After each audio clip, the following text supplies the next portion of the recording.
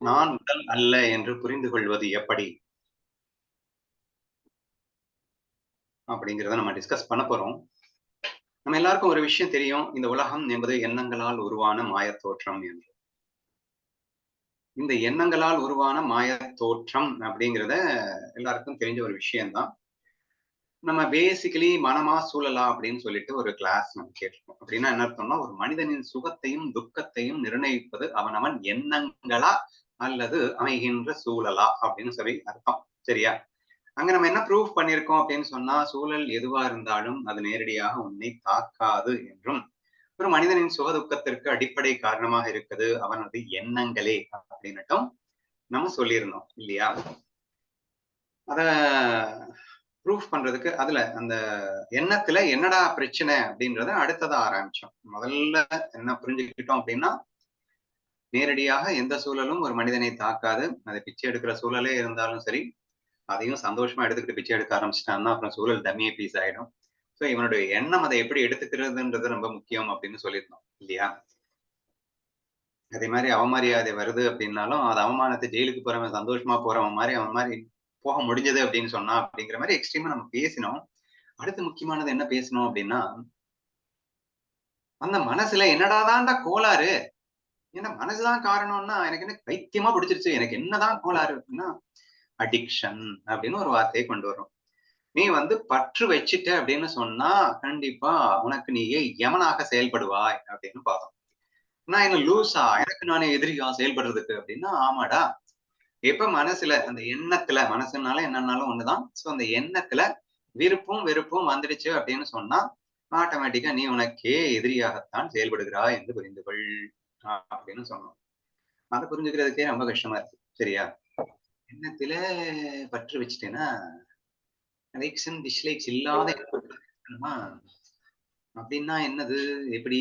அப்படின்னு சொல்லிட்டு நம்மளே யோசிக்க வேண்டியதா இருக்குன்னு வச்சுக்கோங்களேன். இப்போ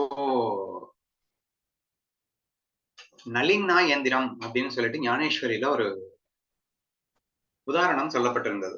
அது என்னன்னா, அதாவது நான் வந்து பற்று வச்சிருக்கேனா இல்லையா? இப்போ கேள்விய விட்டு தாண்டிலாம் போறேன்னு நெனைக்க வேணாம். நான் உடல் அல்ல என்று எனக்கு புரியணும் அப்படின்னு சொல்லியிருந்தேன். ஏன்னா, நான் உடல்ன்னு நான் நெனச்சுட்டு தானே இருக்கேன். அப்ப நான் அல்லன்னு எனக்கு புரிய வைங்கன்னு சொல்லிட்டு இருக்கேன். இப்ப அதுக்கு எக்ஸாம்பிள் சொல்றதுக்காக தான் இப்படி வர்றேன் நானு. நளின் எந்திரம் அப்படின்னு சொல்லிட்டு ஒண்ணு இருக்கான். அது என்னன்னா, இந்த சர்க்கஸ்லலாம் நீங்க பார்த்திருப்பீங்க. ஒரு பறவைய வந்து ஒரு ராட்னத்துல ஒரு ஒரு ராட்னம் மாரி இருக்கும். அதுல ஏறி ஸ்டெப் பை ஸ்டெப்ஸா இருக்கும். அதுல ஏறி உட்கார வச்சுட்டான் அப்படின்னா, அந்த பறவை என்ன பண்ணும்னா, தனது மூக்கால அடுத்த வலைய பிடிச்சு ஒரு கால வச்சு மேல தூக்கி, அடுத்த இடத்துக்கு போகும். இந்த வெயிட்ல அது கீழ இறங்கும். இது வெயிட்ல கீழ இறங்க, இறங்க அது மேல ஏறிக்கிட்டே இருக்கும். இது மேல ஏற, ஏற வந்து சுத்திக்கிட்டே இருக்கும். அந்த ராட்டினம் வந்து சுத்திக்கிட்டே இருக்கும் அப்படிங்கிற மாரி ஒரு விஷயம். ஆக்சுவலா இத வந்து வேடர்கள் வந்து அந்த காலத்துல பறவைய பிடிக்கிறதுக்காக யூஸ் பண்ணக்கூடிய ஒரு யுக்தியாம். என்னன்னா, ஒரு மரத்துல கொண்டு போயிட்டு இத கட்டி வச்சுட்டான் அப்படின்னா, பறவை வந்து அதுல உட்கார்ந்த உடனே அது கீழ போகும். கீழ இறங்கிடுச்சு அப்படின்னோனே, "ஐயய்யோ! கீழ விழுந்துடுவோமோ!" அப்படின்னு பயந்துட்டு, அதுக்கு மேல உள்ள ஸ்டெப்ஸ்ல கால வச்சு ஏறிட்டா, நம்ம கீழ விழமாட்டோம்னு நெனச்சுக்கிட்டு மேல ஏற, தன்னுடைய வெயிட்ல அது மறுபடியும் கீழ வர, மறுபடியும் இது மேல ஏற, இப்படின்னு ராத்திரி பகலா ஓய்வொழிவு இல்லாமல் தான் எங்கே விழுந்துடுவோமோ என்ற பயத்திலே அது சுத்திக் கொண்டே இருக்க, வேடன் சாவகாசமா இப்படி வந்துட்டான், மாட்டிக்கிட்டான்டா ஒருத்தன். இவன் பக்கத்துல வந்திருக்கும்போது கூட, இதுதான் வந்து ஐயய்யோ! விழுந்துருவோமே நெனச்சுக்கிட்டு இருக்கு. அதனால தன் உயிரை காப்பாத்திக் கொள்ளும் அந்த முயற்சியிலே இங்க வேடன் வர்றது தெரிஞ்சா கூட, முதல்ல அந்த உசுர காப்பாத்துவோம் அப்படின்னு. இல்லன்னா விழுந்துட்டேன்னா செத்து போயிடுவேன்ல. இவன்கிட்ட இருந்து அப்புறம் பாத்துக்கலாம். முதல்ல விழாம இருக்கணும்ல. அப்படின்னு அது புடிச்சுக்கிட்டே இருக்க, அது 2ஆக வெட்டின போதும் அதுலேருந்து வராதாம் காலு. சரியா? அப்படின்னு சொல்லிட்டு ஒரு உதாரணத்த நம்ம பார்த்திருக்கோம். இப்போ ஞானதேவர் கேட்பாரு. "விடுபட்டுக் கொண்டிருக்கும் காலை வைத்தே கெட்டியாக பிடித்துக் கொண்டு" அப்படின்னு ஒரு வார்த்தைய யூஸ் பண்ணுவாருங்க. அப்படின்னா என்னங்க அர்த்தம்? ஆக்சுவலா பறவைய யாராவது பிடிச்சு வச்சிருக்காங்களா? இந்த ராட்டினத்துல அது உட்கார்ந்த அந்த பறவை யாரும் வந்து பிடிச்சு வைக்கல. அது கீழ இறங்குன உடனே கொஞ்சம் யோசிச்சுட்டு, அதுக்கு 2 ரெக்கைகள் உண்டு. நம்ம கூட பயப்படலாங்க. நமக்கு ரெக்கை எல்லாம் இல்ல. பறக்கலாம் முடியாது. ஆனா, பறவைக்கு ரெக்கைகள் இருக்கு.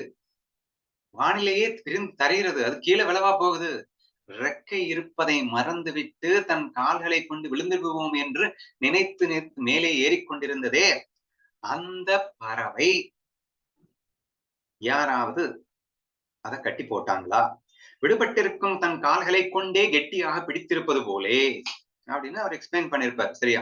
இப்ப எனக்கு என்னன்னா அந்த பறவைக்கு புரிய வைக்கணும். நான் தாங்க அந்த பறவை. உடம்பு நான் பிடிச்சிட்டு இருக்கேன்ல, என்ன நீங்க புரிய வைக்கணும். அந்த பறவைக்கு நீங்க புரிய வைக்கணும். அப்படியே லூசு பயலே, நீ உன்னை யாரும் பிடிச்சு வைக்கலடா, இதோட ராட்னத்தோட கட்டுண்டதாக நீ நினைத்துக் கொண்டாய். ராட்டத்தோடு நீ கட்டுப்படவில்லை. நீ ஃப்ரீயா தான் இருக்க. நீ பறக்கணும்னு நினைச்சா பறந்துடலாம்டா அப்படின்னு பறவைக்கு சொல்லி புரிய வைக்கிற மாதிரி இந்த உடம்பே நான் இந்த உடம்போல கட்டுக்கொண்டிருந்த என்னை, அட லூசு பயலே, இந்த உடம்பு நீ இல்லடா, இந்த உடம்போல நீ கட்டுண்டல்லவில்லை, நீ கட்டு இந்த உடம்பே நான் கட்டுப்பட்டு கொண்டிருக்கேன். பறவை ராட்டத்தோட புடிச்சிட்டு இருக்கிற மாதிரி இந்த உடம்புல நான் ஒட்டிக்கிட்டு இருக்கேன். சரியா? எனக்கு புரிய வைக்கணும். இந்த உடம்பு நான் இல்லைன்னு சொல்லிட்டு இந்த உடம்பை விட்டு என்னை வெளியே எடுக்கணும் நீங்க. சரியா? சோ அதை எப்படி எடுக்க போறீங்க அப்படின்னு தான் கொஸ்டின் கேட்டிருக்கேன். சரியா? இது வரைக்கும் வெறும் கொஸ்டின் தான் சொல்லிட்டு இருக்கேன், ஆன்சர் சொல்லிட்டு இருக்கேன்னு நினைச்சிடாதீங்க. சண்டே நானே பேசிட்டு இருக்கேன்னா நீங்க பேசி கேட்கணும் அப்படிங்கிற ஆசையில இன்னைக்கு நான் எனக்கு நீங்க புரிய வைக்கணும்னு சொல்லி கேட்டிருக்கேன். சரியா? சோ எக்ஸாம்பிள் மூலியமா அந்த கொஸ்டினை எலாபரேட் பண்ணிட்டு இருக்கேன். இன்னொரு எக்ஸாம்பிளும் சொல்றேன். சரியா? நீங்க என்னப்பா பறவைங்கிற, நாங்க என்னையாவது காட்டுக்கு போயிருக்கோமா, அந்த பறவையை பார்த்திருக்கோமா, நீ சொன்னா நாங்க நம்பணுமாக்கும் அப்படின்னு வேற கேள்வி கேட்டுருவீங்க. எதுக்கு சொல்லணும் அப்படின்றதுக்காக புரிய வைக்கிறதுக்காகவே நிறைய எல்லாரும் கேட்ட ஸ்டோரிஸ் தான், புதுசாலாம் இல்ல, திருப்பி கேளுங்க. ஒரு ஞானியிடம் ஒரு சம்சாரி சென்றான். சென்று, ஐயா எனக்கு ஒரு உபதேசம் செய்யுங்கள். என்னப்பா வேணும்? என்னை சம்சாரம் கட்டி போட்டு விட்டது, நான் இதிலிருந்து விடுபட முடியாமல் தவித்துக் கொண்டிருக்கின்றேன், எனக்கு விடுதலை உண்டா என்று கேட்டானாம். உடனே அந்த சாது, அந்த ஞானி என்ன பண்ணாருன்னா, பக்கத்துல ஒரு பெரிய தூண் இருந்திருக்கு, அந்த தூணை போயிட்டு இறுக்கி பிடிச்சுக்கிட்டாரு. யாராவது என்ன காப்பாத்துங்க, இந்த தூண் என்ன பிடிச்சுக்கிச்சு, யாராவது என்ன காப்பாத்துங்க, என்ன தூண் என்ன பிடிச்சுக்கிச்சுன்னு கத்திட்டு இருந்தாரா. உடனே அந்த சம்சாரி பார்த்து, ஏங்க உங்களை போய் ஞானி நினைச்சிட்டு வந்தேன் பாருங்க, எனக்கு சிரிப்பா இருக்கு அப்படின்னா. ஏன்டா சிரிக்கிற? ஏங்க நீங்க தானங்க தூணை பிடிச்சிட்டு இருக்கீங்க, பின்ன நீங்களா பிடிச்சுக்கிட்டு என்னை யாராவது காப்பாத்துங்கன்னு அலறிட்டு இருக்கீங்க அப்படின்னு கேட்டாராம். அவர் சிரிச்சுக்கிட்டே சொன்னாராம், டேய் பொண்டாட்டி புள்ளைங்க பிசினஸ் இதெல்லாம் உன்னை பிடிச்சிட்டு இருக்கா அல்லது நீ அவங்கள பிடிச்சிட்டு இருக்கியாடா, என்ன கேள்வி கேட்கிற? எதுவுமே உன்னை பிடிக்கலடா, நீ யாதாண்டா பிடிச்சிட்டு இருக்க. அட பறவை பறக்கணும்னு நினைச்சா ஈஸியா பறந்து போற மாதிரி நீ பறக்கணும்னா பறந்து போக வேண்டியதானடா. என்னமோ அவங்க ஒன்னும் பிடிச்சிட்டு இருக்கிற மாதிரி இல்ல என்கிட்ட பேசிட்டு இருக்க. யாரையும் பிடிச்சு வைக்க முடியாதுப்பா, நீயா தாண்டா பிடிச்சு வச்சிட்டு இருக்க அப்படின்னு புரிய வச்சாராம். சரியா? அப்படி சொன்னதும் அவனுக்கு புரிஞ்சிருச்சு. ஆனா இந்த மரமண்டைக்கு புரியுது. சரியா? அதுக்குதான் நீங்க இருக்கீங்கல்ல புரிய வைக்கிறதுக்கு. சோ அவனுக்கு சம்சாரத்துல பிடி இருந்தது, அதை புரிய வச்சுட்டாரு. ஆனா எனக்கு எங்க பிரச்சனைன்னா, இந்த உடம்பே நான் மாட்டிக்கிட்டு இருக்கேன். ஆனா இந்த உடம்பு நான் இல்ல, நான் எப்படிங்க நான் நினைக்க முடியும்? அவனுக்கு புரிய வச்சார்ல, இந்த சம்சாரத்தை இங்க பிசினஸ் என்ன பிடிச்சிட்டு இருக்கு, என் பொண்டாட்டி பிள்ளைங்க என்ன பிடிச்சிட்டு இருக்காங்க அப்படின்னு சொல்லும் போது, இல்லடா அவங்க எல்லாம் ஒன்னும் பிடிக்கல, நீதான் அவங்கள பிடிச்சிட்டு இருக்க. அப்போ இந்த பாடி என்ன பிடிக்கல, நான் தான் பாடியை பிடிச்சிட்டு இருப்பேங்க நீங்க சொல்லிடுவீங்க. ஆனா நான் வேற பாடி வேற இல்லைன்னு நினைச்சிட்டு இருக்கேன், நான் பிடிக்கிறதுக்கு என்ன இருக்காங்க? அது என்னையா அது, நான் அவனுக்கு புரிய வச்சுட்டேங்க ஈஸியா. ஏன்னா பொண்டாட்டி வேற நான் வேற. அப்ப பொண்டாட்டி உன்னை பிடிக்கலடா, நீ தாண்டா பொண்டாட்டி பிடிச்சிட்டு இருக்க அப்படின்னு சொன்னா புரியுங்க. ஆனா ஏன் கேஸ் கொஞ்சம் கஷ்டமா இருக்குங்க. ஏன்னா இருக்கிறதே ஒண்ணுதானுங்க, ஒண்ணு இன்னொன்னு பிடிக்குமாங்க. ஆனா எல்லாரும் சொல்றாங்க, இந்த உடம்பு நான் இல்ல, நான் வேற என்னமோ, நான் இதை பிடிச்சிருக்கேன். சுத்தமா விளங்கலைங்க. தயவு செய்து யாராவது புரிய வையுங்கள். We can start now.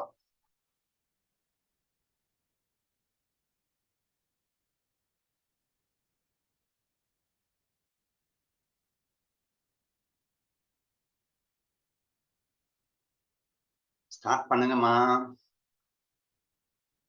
Hari Om, நான் ட்ரை பண்றேண்ணா.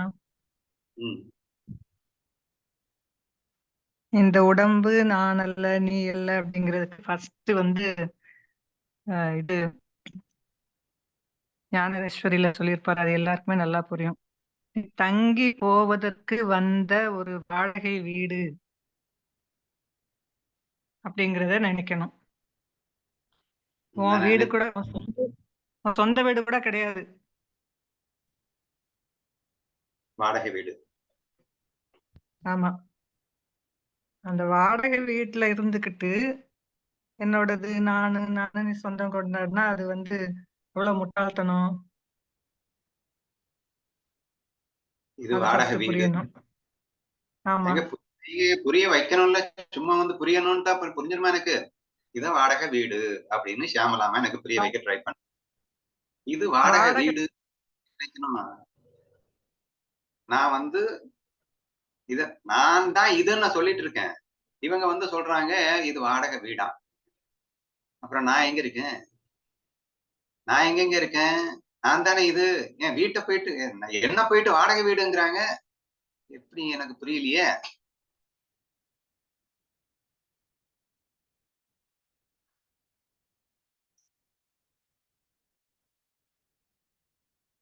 அப்போது இந்த வீட்டில் வாசம் செய்யும் என்னை காட்டுங்கள் அப்படின்னா, நான் எங்க இருக்கேன்னு கேட்டா நீங்க இந்த வீட்டை தானே காட்டுறீங்க. இப்ப வீட்டில் வாசம் செய்பவன் தான் நான் என்றால் நான் எங்கே? அவனை காட்டுங்க, வேணா இதை வீடுன்னு ஒத்துக்கிறேன். So that right? அறிவோம்னா அண்ணா ஒரு பாயிண்டா சொல்றேன். அதுல கரெக்டான்னு பாருங்க. அதுல ஏதாவது டவுட் இருந்தா கேளுங்க. இப்ப உடம்புதான் நானு அப்படின்னு இருந்தா, நிஜமாவே உடம்புதான் நானா இருந்தா எல்லா நேரத்திலும் நான் இருக்கணும். ஆனா அப்படி உடம்பு இல்ல. எப்போ அப்படின்னா, இப்ப தூங்குறோம். இப்ப முழிச்சிட்டு இருக்கோம். உடம்பு நான் நினைச்சிட்டு இருக்கோம். எல்லாம் பண்ணிட்டு இருக்கோம். இப்ப நைட்டு தூங்குறோம். கனவு வருது. இல்லாட்டி ஆழ்ந்த உறக்கம் வருது. அப்ப பார்த்தோம் அப்படின்னா, இந்த உடம்பு ஜடமா இருக்கு. உடம்பு நானா இருந்தா, நானா அப்ப இல்ல. ஜடமா இருக்கு. அதனால அது கனவு மாதிரி உடம்பு மித்தை பொய். ஏன்னா அப்ப உடம்பே இல்ல, நான் இருக்கிறேன். அதுக்கு அப்படி நான் இருக்க போய் தான் காலையில எந்திரிச்சதுக்கு அப்புறம் நான் தூங்குனேன் அப்படின்னு சொல்ல முடியுது.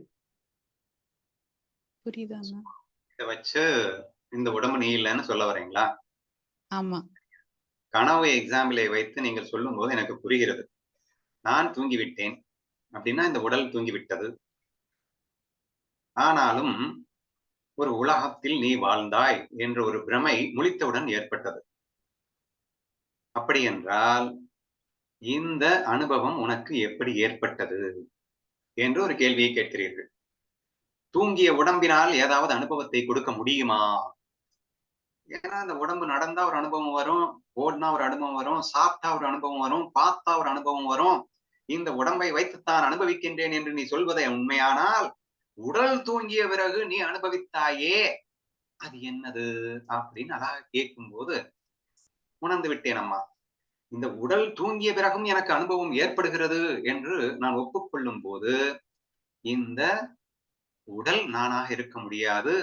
உடல் தாண்டி என்னத்தையோ இருக்கு, அதுதான் அனுபவத்தை கொடுத்துச்சு என்ற அந்த உண்மையை என்னால் ஓரளவுக்கு புரிந்து கொள்ள முடிகிறது என்றே வைத்துக் கொள்ளுங்கள்.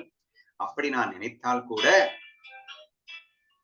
அது என்ன என்று நான் சிந்தித்து பார்க்கும்போது எண்ணங்கள் என்று வருகிறது.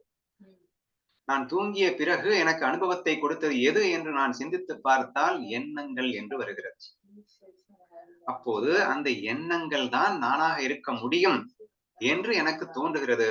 இந்த உடல் நான் அல்ல என்று நீங்கள் சொல்கிறீர்கள். ஆனால் நான் இந்த உடலை நான் என்று நினைக்கும் போது இந்த உடலை மட்டும் நான் என்று நினைக்குவதில்லை. இந்த உடலை இயக்குகின்ற உள்ளே இருக்கின்ற எண்ணங்கள், மனம் இருக்கு இல்லையா, அதையும் சேர்த்துதான் நான் என்று நான் குறிப்பிட வந்தேன். இப்ப நீங்க என்ன சொல்ல வர்றீங்கன்னா, இந்த உடலை மட்டுமே நான் சொல்ல வர்றேன்னு நினைச்சுக்கிட்டு இந்த உடல் நீ இல்லடா, இந்த உடலுக்குள் இருக்கின்ற மனமே நீ என்று சொல்கிறீர்கள். சரி வச்சுக்கோங்க. அந்த மனது நீங்கள் உறக்க எக்ஸாம்பிளை வைத்து பார்க்கும்போது அந்த மனமானது உடல் வழியாகவும் அனுபவத்தை கொடுக்கும், உடல் இல்லாமலும் அனுபவத்தை கொடுக்கும். அதுதான் கனவு என்று நீங்கள் புரிய வைத்து விட்டீர்கள். அதனால் ஒப்புக்கொள்கிறேன். ஆனாலும் மனம்தானே நான் என்பதை மறுக்க முடியாதல்லவா? இந்த உடல் ஆனா மனசு நான் அப்படின்னா ஆழ்ந்த உறக்கத்துல மனசே இல்ல. அப்ப நான் இருக்க போய் தானே காலையில எந்திரிச்சதுக்கு அப்புறம் அந்த அனுபவத்தையும் என்னால ஃபீல் பண்ண முடியுது. மனசே இல்லாத போது கூட நான் இருக்கிறேன்ல ஆழ்ந்த உறக்கத்துல. சோ மனமும் நான் இல்ல. மனம் இல்லாத போது நான் இருந்தேன் என்று நீங்கள் சொல்லும் உதாரணம் புரிகிறது. டீப் ஸ்லீப் உதாரணத்தை கொண்டு வர்றீங்க. ஆனா எனக்கு கனவு மாதிரி ஸ்பஷ்டமா புரியலையேங்க. ஏன்னா நான் தூங்கிட்டேன். வேணா ஒரு நம்பிக்கை. இப்ப நான் முழுசா டீப் ஸ்லீப்ல இருக்கும்போது இந்த உடல் இருந்தது அப்படின்னு சொல்றீங்க. எந்திரிச்சதுக்கு அப்புறமா மத்தவங்க எல்லாம் இந்த ஒரு 4 மணி நேரம் தூங்கும்போது நைட்டு 9 மணின்னு வச்சுக்கோங்களேன். காலையில 4 மணி ஆயிடுச்சு. இந்த இடைப்பட்ட நேரத்துல நான் என்ன பண்ணேன், எங்க போனேன்னு எனக்கு தெரியல. ஆக்சுவலா என்னுடைய எக்ஸ்பீரியன்ஸ் என்னன்னு கேட்டீங்கன்னா, in between the gap of the டைம்ல என்ன நடந்ததுன்னு எனக்கு எதுவுமே தெரியல அப்படிங்கிறது தான் என்னுடைய எக்ஸ்பீரியன்ஸ். ஆனா நீங்க சொல்றத வேணா வச்சு நான் நினைக்கலாம். நீ இருந்த அப்படின்னு சொல்றீங்க. இந்த 8 மணி நேரமும் நீ இருந்தங்கிறது என் எக்ஸ்பீரியன்ஸ் கிடையாது. என்ன நீங்க ஃப்ரெண்ட் இல்லையா? அதனால நீங்க சொல்றத வச்சு வேணா நான் நம்புறேன். ஓஹோ! இருந்தேனோ அப்படின்னு சொல்லிட்டு. அப்போ நீங்க என்ன சொல்ல வர்றீங்கன்னா, நான் இருந்தேன். நான் என்ன சொல்லிட்டு இருக்கேன்? நான் உடலும், மனமும் ஆகிய ஏன்னா உடல்னாலே உள்ளுக்குள்ள நான் பேசிட்டு இருக்கிறதுக்கு ஒண்ணு வேணும்ல, அது மனம். சோ மனமும் உடலும் சேர்ந்ததே நான் என்று சொல்லிக் கொண்டிருக்கும்போது, இல்லையடா ஆழ்ந்த உறக்கத்தில் நீ இருந்தாய் என்று சொல்கிறீர்கள். ஆழ்ந்த உறக்கத்தில் நான் இருந்தேன். எப்படி இருந்தேன்? தூங்கிட்டு இருந்தேன். உடம்பும் தூங்கிவிட்டது, மனசும் தூங்கிவிட்டது. அதனால் எந்த அனுபவமும் இல்லாமல் இருந்தேன் என்று வைத்துக் கொள்ளுங்கள். இருக்கட்டும். அதுக்கு மேல வேற ஒண்ணும் இல்லைல்ல. இந்த உடம்பும் நானும் மனசும் நான் இல்லைன்றத நான் எப்படி வெறும் டீப் ஸ்லீப்ப வச்சு சொன்னா எனக்கு எப்படி புரியும்? என்று எனக்கு தோன்றுகிறது. இன்னும் நிறைய பாயிண்ட் சொல்றேன் நான் அப்ப புரிஞ்சிடும். அதெல்லாம் இல்ல. அப்பப்ப நான் குறுக்கு கேள்வி கேட்பேன். சரி, இப்ப ஆழ்ந்த உறக்கத்துல மனசும் இல்ல, உடம்பும் இல்ல. அப்ப எதுவுமே தெரியலையே. அப்பனா எதுவுமே தெரியாம நானுன்னு ஒண்ணு இருக்க போய் தானே, நான் ஆத்மாவா நான் இருக்க போய் தானே எதுவுமே தெரியலங்கிறது தெரியுது. இப்ப ஒரு பொருள் இருக்கு. இந்த பொருள் இங்க இல்ல அப்படின்னு சொல்றேன்னா, அங்க நான் இருக்க போய் தானே அங்க இல்லன்னு சொல்ல முடியுது. அந்த விளக்கம் எனக்கு புரியவில்லையம்மா. புரிய முயற்சி செய்யுங்கள். நீங்க என்ன சொல்ல வர்றீங்கன்னா, உனக்கு நான் இல்லைன்னு உனக்கு எப்படி தெரிஞ்சது? நான் தான் இல்லைன்னு சொல்லிட்டு இருக்கேன். அப்புறம் எப்படி தெரிஞ்சதுன்னு சொல்லிட்டு இருக்கீங்க? நீங்க சொன்னீங்கல்ல, அத வச்சு தெரிஞ்சுக்கிட்டேன். 8 மணி நேரமா நீ நீங்க தான்டா இருந்தீங்க. அப்படின்னு நீங்க சொன்னத வச்சு தானே நான் தெரிஞ்சுக்கிட்டேன். எனக்கு எங்க நீங்க தெரிஞ்சது? நீங்க அங்க இருக்க போய் தானே இல்லன்னு சொன்னீங்க. அங்க இல்லாட்டி இல்லன்னு கூட சொல்ல முடியாது. நான் தூங்குன 8 மணி நேரத்துல நான் இருந்தேன் அப்படிங்கிற ஃபீலிங் எனக்கு இல்ல. நான் 9 மணிக்கு தூங்கிட்டேன். காலைல 4 மணிக்கு எந்திரிக்கிறேன். அந்த இன் பிட்வீன் கேப்ல நான் இருந்தேனா இல்லையான்னு கூட எனக்கு தெரியாது. ஆனா நீங்க சொன்னீங்க, "நீ படுத்து தான்டா இருந்த" அப்படின்னு. உங்க வார்த்தைய நம்புனேன். I didn't experience that. Try something else. அல்லது இதையே டீப்பா புரிய வை.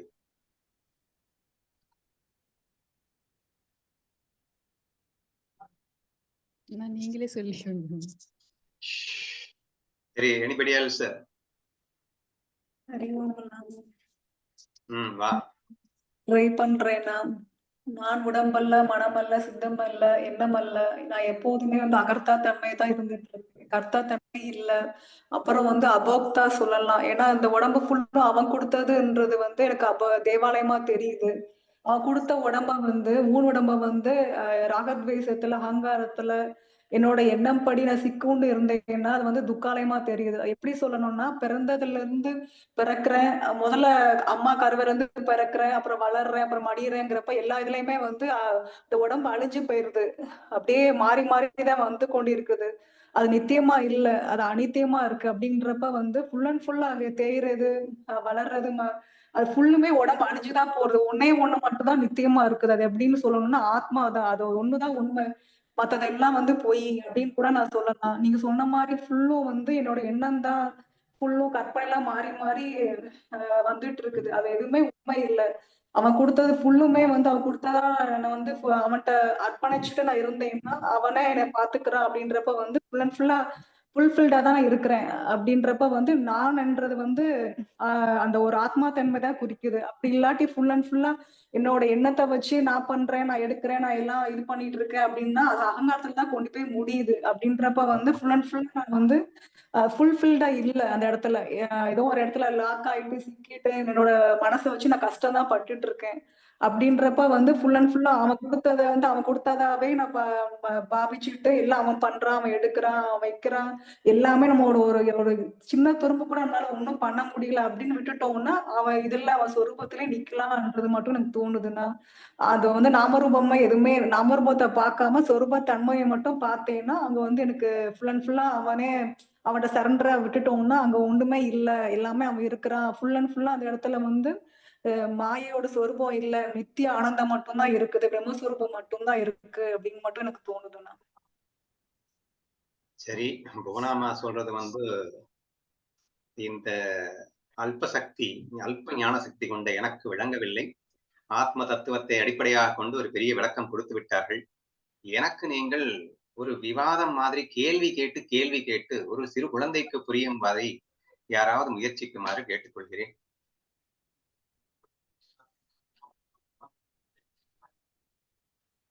யாரும் ரெடியா இல்லையா? இதுக்கு நீங்களே பதில் சொல்லுங்க. ஏன்னா இன்னும் நிறைய பாயிண்ட் இருக்கு. அதுக்கு மறுபடியும் கொஸ்டின் கேட்டு இப்ப அடுத்த பாயிண்ட்ல வந்து ப்ரூவ் பண்ணு. இந்த பாயிண்ட் விட அப்புறமா சொல்றேன். அதான் அடுத்த பாயிண்ட் சொல்றேன்னா நீங்க முதல்ல இதுக்கு சொல்லுங்கன்னு சொல்றீங்க. நான் ஸ்டார்ட் பண்ணது கரெக்டா ஸ்டார்ட் பண்ணேன். அந்த போன்ல நெட் இல்ல. நீ சூப்பரமா தான் ஸ்டார்ட் பண்ண. நீயும் கண்டினியூ பண்ணு வாங்க. அப்படின்னா இப்ப நான் இந்த இடத்துல எனக்கு புரிய வைங்க. அதான் நீ உடல் அப்படின்னு நினைச்சிட்டு இருக்கிறீல்ல, அந்த உடல் வந்து என்னுடையது அப்படின்னு நினைச்சிட்டு இருக்கிறோம். நான் தான் உடல் நினைச்சிட்டு இருக்கிறோம். அப்படிங்கிறப்போ அது வந்து நிலையானதா? அப்ப நீ சொன்னபடி எல்லாம் அது கேட்குமா? நீ எவ்வளவு நாள் இருந்தாலும் அது இருக்குமா? உன் எண்ணம் படி அது நடக்குமா அப்படின்னு நம்ம கொஸ்டின் கேட்டு பார்க்கணும். என்னுடையது அப்படின்னா நான் சொன்னதெல்லாம் அது கேட்கணும் இல்லையா? அது ஓகே. அவ சுதாவே புரிய வச்சிட்டா. உடம்பு நான் இல்லை அப்படின்னா உடம்பு மட்டும் நான் இல்லைன்னு சொல்ல வரல. உடம்பும் மனமும் சேர்ந்தவன் தான் நான் என்று சொல்லிக் கொண்டிருக்கின்றேன். இப்ப நீங்க மனசுன்னு எனக்கு புரிய வச்சுட்டீங்கன்னு வச்சுக்கோங்க. ஆனா இந்த உடம்பும் நான் என்ன பொறுத்த வரைக்கும் அந்த மனசுதான் இந்த உடம்பு வடிவத்துல இருக்குன்னு நினைச்சுக்கிட்டு இருக்கேன். சரியா? இந்த உடம்பு மனசு நான் பிரிச்சே பேசல. சோ என்ன பொறுத்த வரைக்கும் இந்த உடல் மனமாகிய இதுவே நான் என்று சொல்லிக் கொண்டிருக்கின்றேன். இது அல்ல என்று நீங்கள் எப்படி மறுப்பீர்கள் என்பதுதான் கேள்வி.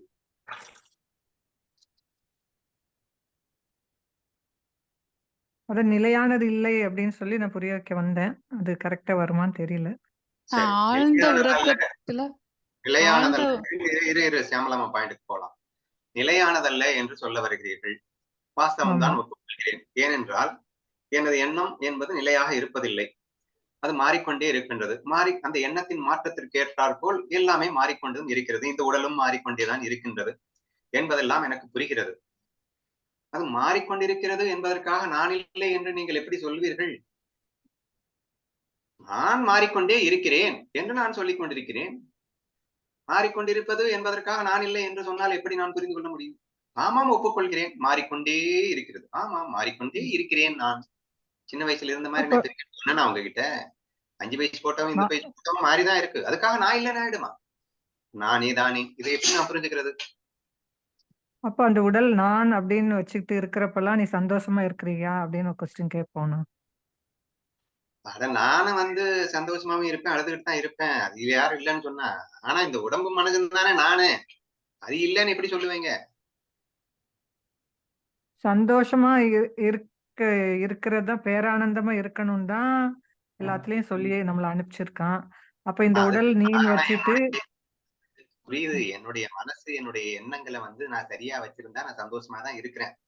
என் மனசுல எண்ணங்கள் வந்து கொஞ்சம் சரியா வச்சுக்காம இருக்கும்போது நான் கொஞ்சம் கஷ்டப்படுறேன். அது என்னுடைய கோளாறு, என்னுடைய மனசுடைய கோளாறு, என்னுடைய எண்ணத்துல இருக்கிற கோளாறு. அதெல்லாம் இருக்கட்டும். இப்ப கேள்வி வந்து இந்த எண்ணமும் இந்த மனசும் இந்த புத்தி இந்த உடலும் நீ இல்லைன்னு சொல்லிட்டு இருக்கீங்க. அது நான் தானே. நான் நல்லா வச்சிருந்தா நான் நல்லா தானே இருக்கேன். அப்ப நான் அப்ப அந்த சந்தோஷமா உடல் இருந்துட்டா இந்த உடல் மனம் நான் ஒத்துப்பீங்களா நீங்க? சந்தோஷமா இருந்து அந்த காட்டுறேங்க. உடல் நீங்களே அப்ப சரி அந்த சரி உடல் அந்த மனசு உடல் தானே நான் ஒத்துக்க அந்த போறீங்களா? உடல் எதனால் செய்யப்பட்டது அப்படின்னு கேட்பேன். உடல் எதனால் செய்யப்பட்டது? எதை வச்சு செஞ்சாங்க? எதனால் செய்யப்பட்டது? தெரியலையா? பஞ்சபூதங்களால் ஆனது.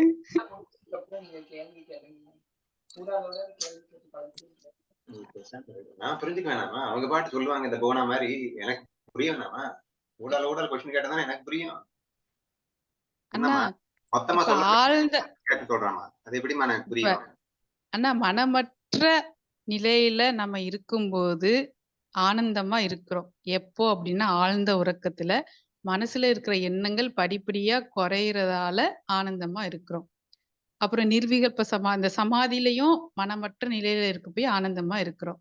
அப்புறம் ஃபுல் சரண்டர்ல நம்ம வந்து மனசையே அவன்கிட்ட ஒப்படைச்சிட்டு இல்லாட்டி குருட்ட ஒப்படைச்சிட்டு மெர்ஜ் ஆயிட்டோம் அப்படின்னா அந்த எண்ணங்கள் அந்த கற்பனையான எண்ணங்கள் சங்கல்பம் விகல்பம் அதெல்லாம் இல்லாம இருக்கும்போது அந்த மனதற்ற நிலையில இருக்கும்போது நம்ம ஆனந்தமா இருக்கிறோம். அந்த ஆனந்தம் எங்க இருந்து வருது அப்படின்னா அதுதான் நானு. அதுதான் என்னுடைய சொரூபமே ஆனந்த வடிவம். அதுதான் நானு. நான் தான் எல்லா நேரத்திலும் இருக்கிறேனே தவிர, இந்த உடலும் மனசும் எல்லா நேரத்திலும் இல்ல. சுதா சொன்ன கடைசி பாயிண்ட நான் ஏத்துக்கிறேன். அவ 3 பாயிண்ட் சொன்னான். ஆழ்ந்த உறக்கத்தில் நீ ஆனந்தமாக இருந்தாய். அந்த ஆனந்தம் தான் உன்னுடைய சரியான ஆனந்தம். அதுதான் நீ அப்படின்னு. ஆனந்தமே நீ. ஆனா எந்த ஆனந்தம் சொல்லிட்டா? நான் இந்த எண்ணத்தை தவிர நான் வேற எதுவுமே இல்லைன்னு சொல்லிட்டு இருக்கேன். ஆனா அந்த எண்ணமே இல்லாத இடத்தில் ஒரு அனுபவம் கிடைத்தது. அந்த அனுபவமே நீ அப்படிங்கிறா. அது அவளுக்கு வேற அனுபவிக்கிறாளோ என்னவோ தெரியல. நான் வந்து அனுபவிக்கல. அதனால அதை ரூல் அவுட் பண்ணிருங்க. சரியா? நிர்விகல்ப சமாதினா என்னன்னு எனக்கு தெரியாது. அதையும் ரூல் அவுட் பண்ணிருங்க. 3வது பாயிண்ட் வேணா ஒத்துக்கிறேன். அவன் என்ன சொன்னான்னா சங்கல்ப விகல்பங்கள் அற்று இருக்கின்ற வேலையிலே அப்படின்னா என் எண்ணத்துல லைக்ஸ் டிஸ்லைக்ஸ் இருந்தா கஷ்டப்படுவேன்றது எனக்கு தெரியும். எண்ணத்துல லைக்ஸ் டிஸ்லைக்ஸ் இல்லைன்னா நான் சுகமா இருக்கேன் அப்படிங்கிறது எனக்கு புரியுது. அதுதான் நான் நினைச்சிட்டு இருக்கேன். இப்ப லைக்ஸ் அண்ட் டிஸ்லைக்ஸ் இல்லாது என் மனமும் என் உடலையும் இந்த உடல்ல விட்டுருங்க, மனசுதான் அந்த உடம்புன்னு சொல்லிட்டேனே. இப்போ லைக்ஸ் அண்ட் டிஸ்லைக்ஸ் இல்லாத மனமே நான் என்று சொன்னால் அதை ஏற்றுக்கொள்ள வேண்டியதுதானே? நான் அடுத்த பாயிண்ட் சொல்லட்டும். ம். இந்த உடம்பு வந்து ஒரு இன்ஸ்ட்ருமெண்ட் கருவி அப்படின்னு நம்ம வந்து நிறைய எக்ஸாம்பிள் மூலியமா ப்ரூஃப் பண்ணிடலாம். இந்த உடம்பு இந்த நான் மனதோட இல்ல. கருவிதான் இந்த உடம்பு. மனதோட கருவி உடம்பு. ஏன்னா நான் சொன்னதெல்லாம் இது செய்யுது. இது புரிஞ்சிருச்சு. மனச கருவின்லாம் நான் ஒத்துக்க மாட்டேன். எங்க பிரிய வைங்க பாப்போம். மனதோட கருவி உடம்புங்கிறதே நான் ஒத்துக்க மாட்டேன். அது ஏன்? சொல்லுங்க. இப்ப சைக்கிள் இருக்கு அப்படின்னு சொன்னா சைக்கிள் வந்து நான் தான் வந்து மனதோட கருவி உடம்புன்னு ஒத்துக்கிற மாட்டேன்னா. ஏன்னா உடம்பு சரியில்லாம இருக்கும்போது மனசு எந்திரி போ நடன்னு சொல்லுது. ஆனா உடம்பு முடியலையே. அதனால மனசு ஒத்துக்க மாட்டோம். சொல்ல முடியாது. ஏன் நான் நீங்க எக்ஸ்பீரியன்ஸ் சேர்த்து போடுறீங்க? நீங்க எனக்கு எக்ஸ்பிளைன் பண்ணணும். அப்புறம் வேற எப்படி புரிய வைக்க போறீங்க? சோ ஆனா சரி அது சரி. கருவி அப்படின்னு ப்ரூவ் பண்றேன். உடம்புக்கு ப்ரூவ் பண்ணாலே மனசுக்கும் சேர்த்து தானேண்ணா. சூப்பர். அதனால 2க்கும் எடுத்துக்கோங்க. அப்போ இப்ப இது வந்து உடம்பு வந்து மனசோட கருவி இல்லையா? அப்புறம் யாரோட கருவி? அதான் அவனோட கருவி. எவனோட கருவி? ஆத்மாவா இருக்கின்ற என்னுடைய ஒரு கருவி. நான் வந்து இத கருவியா வச்சு நான் வந்து விளையாடுவதற்காக, வேஷத்திற்காக கொடுக்கப்பட்டது. சரி. அது கருவி அப்படின்னு இப்ப ப்ரூஃப் பண்றோம். முதல்ல புரிய வைங்க. இப்ப நம்ம வீட்ல எத்தனையோ மிஷின் இருக்கு. இப்ப மிக்ஸி, கிரைண்டர், வாஷிங் மிஷின் இந்த மாரி. இப்ப வந்து ஒரு 5, 6 மாசம் நம்ம வந்து மிக்ஸிய யூஸ் பண்ணாட்டி, அதுக்கப்புறம் நம்ம மிக்ஸிய ஆன் பண்ணா அது வந்து ஆன் ஆகாது. எப்பயுமே எந்த மிஷினுமே தொடர்ந்து நம்ம வந்து யூஸ் பண்ணிட்டே இருந்தா தான் அது வந்து ஆன் ஆகும். கரெக்ட்டா இயங்கும். அ அது கரெக்ட்டா ரொட்டீனா கரெக்ட்டா போயிட்டுருக்கும். ஆனா, அதே மாரி தான் இந்த உடம்பு. ரெகுலரா நடந்துட்டே இருந்து, எல்லாம் பண்ணிட்டே இருந்தா தான் கரெக்ட்டா நடக்கும். ஒரு நல்லா நடந்து, ஓடி எக்சர்சைஸ் பண்ணிட்டு இருக்கிற உடம்பு, ஐசியூல ஒரு 5 நாள் படுத்திருந்தது. எந்திரிக்க கூட இல்ல. ஃபுல் அண்ட் ஃபுல் ஃப்ளாட் தான். 6வது நாள் எந்திரிக்க சொல்றாங்க. எந்திரி 2 பேர் எந்திரிச்சு உட்கார வைக்கிறதுக்கு 2 பேர் தேவைப்படுது இருக்கு. உட்கார்ந்தா அப்படியே அ தலை சுத்துது. நிக்கணும்னு சொல்லிட்டாங்க. அதுக்கு 2 பேர் புடிச்சு எப்படியோ நிக்க வைக்கிறாங்க. நிக்க முடியல. மெதுவா நடன்னு சொல்றாங்க. நடக்க முடியல. என்னமோ அது சின்ன குழந்தை நட பழகுறதுக்கு 5, 6 மாசம் குழந்தை பழகுற மாரி பழகிட்டு இருக்கோம். இதுல இருந்தே தெரியுது இது வந்து ரொட்டீனா யூஸ் பண்ணா மட்டும் தான் அது வந்து யூஸ் ஆயிட்டே இருக்கும். கொஞ்ச நாள் அது யூஸ் பண்ணாம இருந்தாலும் அது வந்து நம்ம சொல்றது கேட்காது. அதுக்கு மறுபடியும் நம்ம வந்து ரொட்டீன் குடுத்தா தான் கேட்கும். இதெல்லாம் அப்படின்னு எனக்கு நல்லா புரியுதுமா. இந்த உடம்ப டூல்ன்னு நான் நல்லா புரிஞ்சுக்கிட்டேன். நான் மனசோட டூல்ன்னு நினைச்சுக்கிட்டு இருந்தேன். நீங்க இல்லன்னு சொல்றீங்களே, அதுதான் எனக்கு புரியல. இதுதான் வந்து உதவாக்குற டூல் நல்லாவே புரியுதுல்ல. அதாவது என் மனசு சொல்றது, அதாவது I am not the body directly not giving any experience. இது ஒரு ஜடம் மாரி தானே இருக்கு. இது சரி, எந்த மனசோட டூலா உடம்பு இருந்துச்சு அப்படின்னா, ஆ, இப்ப வந்து அ டாக்டர் வந்து எந்திரி, நில்லு, நடன்னு சொல்றாங்க. அப்ப நான் வந்து மனசுடைய டூல் தான் உடம்பு. மனசு சொல்லுது, சரி எந்திரிப்போம், நிக்கலாம், நடக்கலாம், பாத்ரூம் போலாம். அது கேட்க மாட்டேங்குதுல்ல. அது மட்டும் எனக்கு கொஞ்சம் நல்லா புரிய வைங்க. இப்ப மனசோட கருவி இல்ல அப்படின்னா, அப்புறம் வேற என்னது அது? இப்ப மனமும் நான் அ தானே. அப்போ நான் வந்து நான் சொல்றேன் இந்த உடம்பு வந்து ரிப்பேர் ஆயிடுச்சுமா. ஒ உடம்பும் ஒரு கருவி. டிவிய நான் ஆன் பண்ணா அது ஓடணும். அது சொல்றது நீங்க புரியுது. டிவி ரிப்பேரா இருக்கும்போது ஆன் பண்ணா ஓடாம தான் இருக்கும். அதுக்கு என்ன பண்றது? அது ரிப்பேர் ஆயிடுச்சுன்னா, ரிப்பேர சரி பண்ணதுக்கு அப்புறம் தான் ஓடுதுல்ல நான் சொன்னபடி. அதுக்காக நான் இல்ல இந்த உடம்பு வந்து என்னுடைய பொருள் இல்ல. இந்த சரி this body is given for my mind தானே. என்னோட டூல் தானே அது. என்னோட நான் சொல்லிட்டு இருக்கிறது என் மைண்டோட டூல் தானே அப்படின்னு சொன்னா என்ன தப்பு? மைண்டும் ஒரு கருவி, உடம்பும் ஒரு கருவி.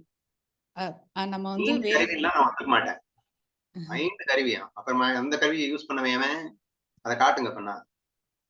மைண்ட யூஸ் பாடிய யூஸ் பண்றது பண்றது மைண்டுன்னு எனக்கு புரியுது. சரி. மைண்டும் கருவின்னா, அவன் யாரு? அத யாரு யூஸ் பண்ணிட்டு இருக்காங்க? அவன காட்டுங்க. வேணா அந்த மைண்ட கருவின்னு ஒத்துக்கிறேன்.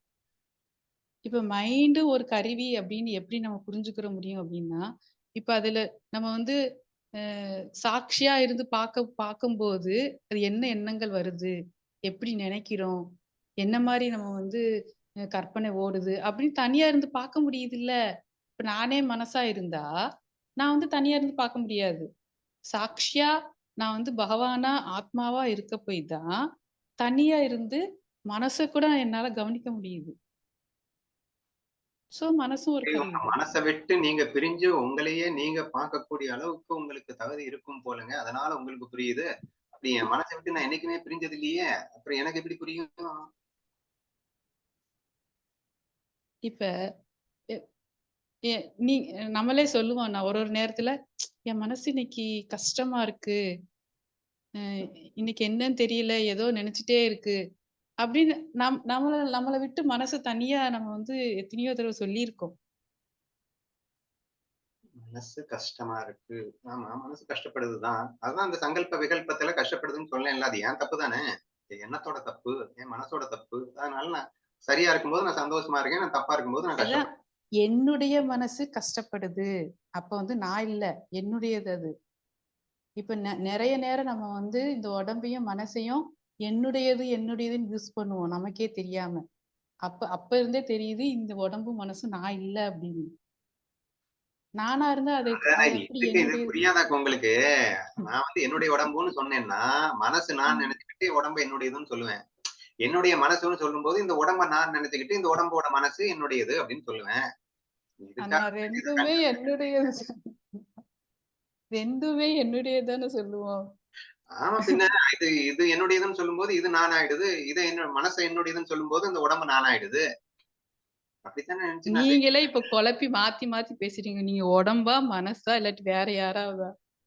ஏதோ ஒண்ணாவது 2ம் சேர்ந்து ஒண்ணுன்னு தான் சொல்ல நானும் முடியும். திரும்ப திரும்ப சொல்லிட்டு இருக்கேன்ல. உடம்பும், ரெ மனமும் சேர்ந்தவன் நான் அப்படின்னு சொல்லிட்டே இருக்கேன் திரும்ப திரும்ப.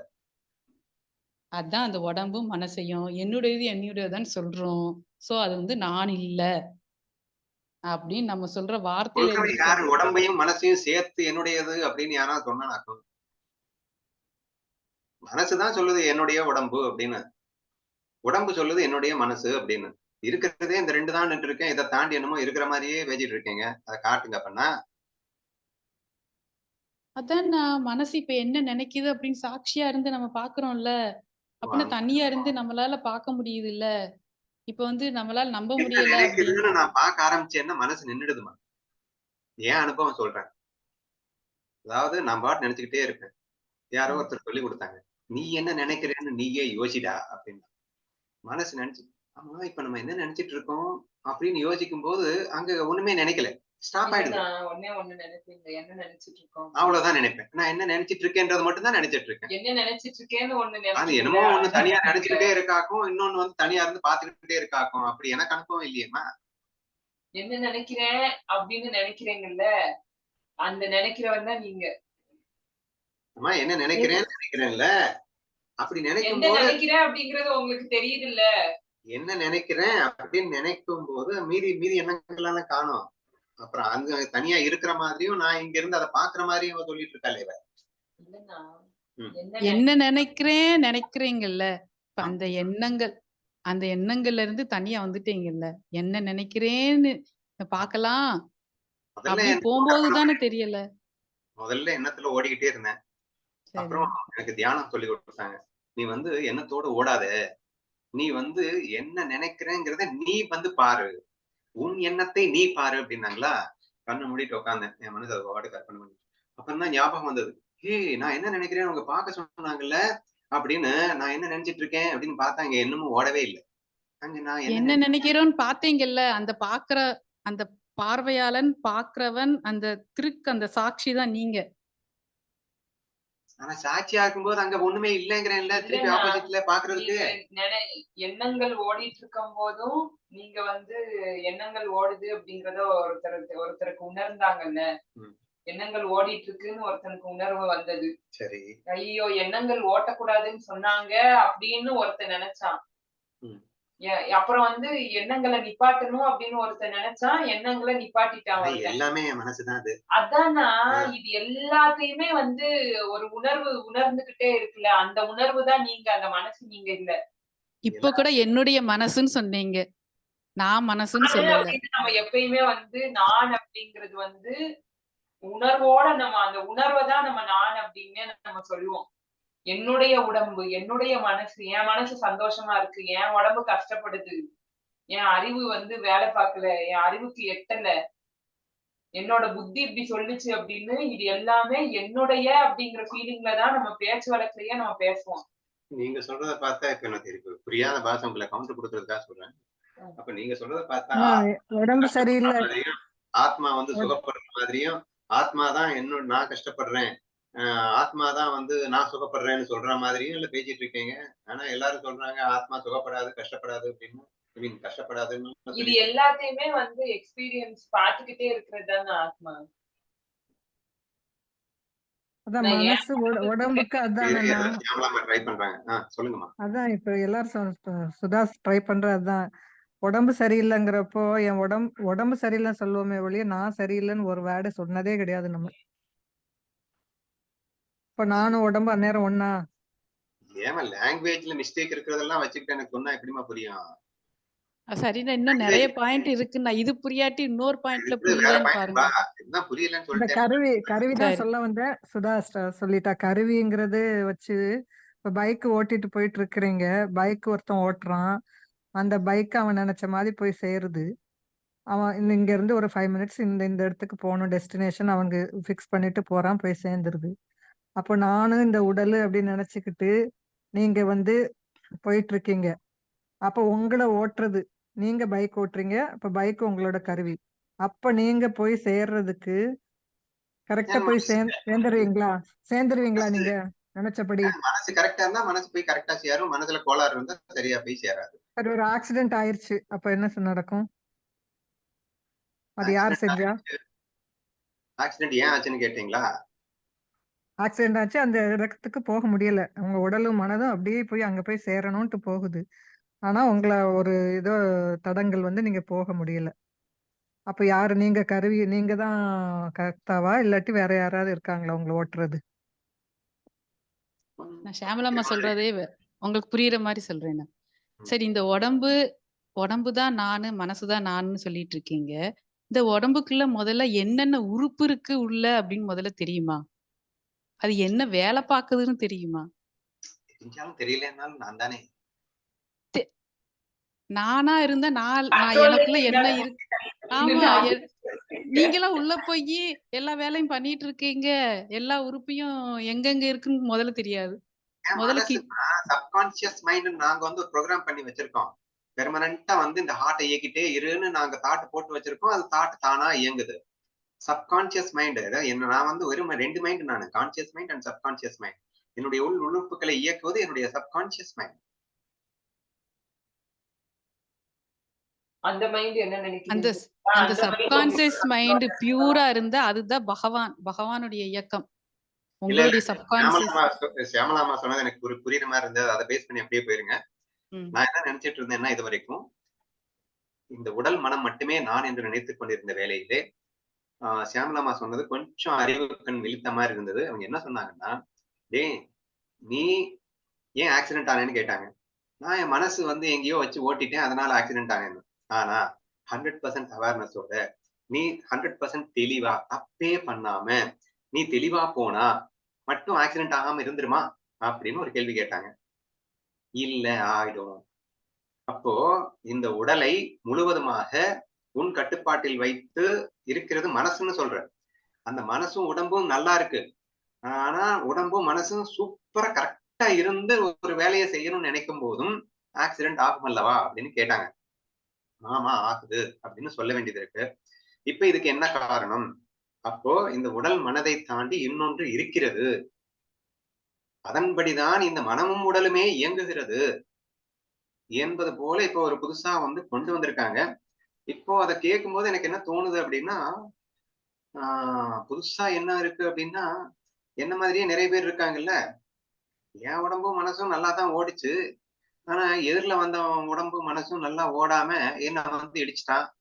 அதனால இதற்கு காரணம் என்னன்னா, நான் காரணம் இல்ல. நான் சரியா இருந்தா மட்டும் பத்தாது. அவனும் சரியா இருந்திருந்தா இந்த பிரச்சனை வந்திருக்காம இருந்திருக்கும் என்பது போல எனக்கு தோன்றுகிறது. இங்க கூட நீங்க வந்து ஆத்மா, கடவுளை எப்படி கொண்டு வர போறீங்கன்னு எனக்கு தெரியல. ட்ரை பண்ணுங்க. ஆனா இப்ப நமக்கு ரொம்ப க்ளோஸா இருக்கிறவங்களுக்கு உடம்பு சரியில்லை, ரொம்ப சீரியஸா இருக்காங்க அப்படின்னா, நம்ம வந்து டாக்டரே சொல்லிட்டாங்க 50-50 தான், அதெல்லாம் என் கையில இல்ல, நீங்க வந்து பாத்துக்கோங்க அப்படின்னு. அப்ப நம்ம என்ன பண்ணுவோம்? கடவுளை தான் நம்புவோம். அவனுடைய செயல், அவன்கிட்ட பிரார்த்தனை பண்ணுவோம், அவன் இருக்கான், அவன் காப்பாத்துவான் அப்படின்னு. அவன் அவன் அவனுடைய செயல், இந்த அவன் நினைச்சாதான் காப்பாத்த முடியும் அப்படின்னு அவன் மேல நம்ம வந்து அவன் தான் கர்த்தா அப்படின்னு அவனை தான் அப்ப வந்து நினைப்போம். சரி. மோஸ்ட் ஆஃப் தி விஷயங்கள் வந்து மனிதர்களுக்கு அப்பாற்பட்டு இருக்கின்றது. எக்ஸ்பர்ட்ஸ்களுக்கும் அப்பாற்பட்டு இருக்கின்றது. எது நடக்கின்றது அப்படிங்கிற ஒரு விஷயத்தை வைத்து கண்டிப்பாக ஏதோ ஒன்று இருக்கின்றது என்பது போல் சொல்ல வருகிறீர்கள். சரி இருக்கட்டும். ஏதாவது கடவுள்னு ஒண்ணு சொல்றாங்க. அதுதான் எல்லாத்தையும் இயக்கிட்டு இருக்குன்னு சொல்றீங்க. அதை நம்பினேன்னே வச்சுக்கோங்க. அந்த கடவுள் எப்படி நானாக முடியும்? அதையாவது சொல்லிக் கொடுங்க.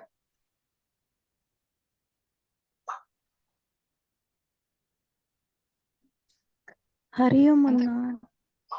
ம். நான் டைப் பண்றேங்க.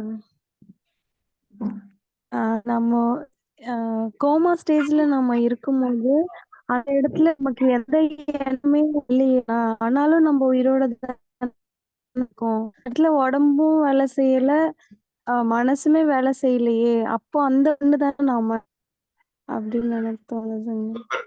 ஸோ எகைன் இதுவும் நல்ல உதாரணம். கடவுள் என்று ஒரு அதாவது இந்த இரண்டையும் தாண்டி ஒரு சக்தி இருக்கின்றது. அதன்படிதான் இந்த உடம்பும் மனதுமே இயங்கிக் கொண்டிருக்கிறது என்ற வரைக்கும் எனக்கு புரிய வச்சிட்டீங்க.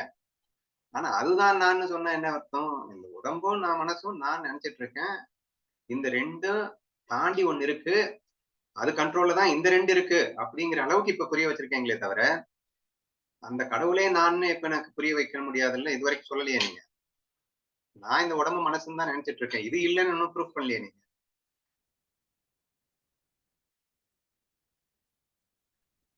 தெரியல. அண்ணா எனக்கு இன்னொன்னு சொல்ல தோணுதுண்ணா, அந்த உடம்புக்கு உயிர் கொடுத்ததே ஈஸ்வரன் தானேண்ணா. அவர் தானே கர்மபல தாதா, பாசே அவர் தானே. அவர் எங்க இருக்காரு? அவர் எங்க இருக்காரு? நமக்குள்ள இருக்காருலண்ணா, ஆத்மாவா. அப்புறம் நம்ம ஃபுல்லா ஆத்மாவா இருக்காரு, மூச்சுல இருக்காரு, அப்புறம் இல்ல காத்துல இருக்காரு, எல்லாமா இருக்காரு, பஞ்சபூதத்துல இருக்காரு. அப்படின்றப்ப இந்த உடம்பே அவர் நம்ம ஏதோ சொல்லுவாங்கல்ல, பேஸ் வந்து உடல் தாதுக்கள ஆனது. இவ்ளோ தாதுக்கள் ஃபுல்லுமே அந்த ஒரு இடத்துல கூட அவர் தான் இருக்காரு. மஜ்ஜைல எல்லாமே சொல்லுவாங்கல்ல, எலும்புல எல்லாமே அவர் தானே இருக்காரு. நீ அவர் இருக்க சொல்றது போய் தான் உண்மையாவே இருக்கட்டும். எல்லாருமே அவர்தான், எல்லாமா அவர்தான் இயக்குறாரு. எனக்குள்ள இருந்தும் அவர்தான் இயக்கிட்டு இருக்காரு அப்படின்னு கூட வச்சுக்கோ. அதுதான் நான்னா எப்படி அர்த்தம்? எப்படி புரிஞ்சுக்கிறது நானு? ஆனா ஆக்சுவலா ஹையர் நாலேஜ் எனக்கு இருந்து தான் சொல்ல முடியும்ண்ணா.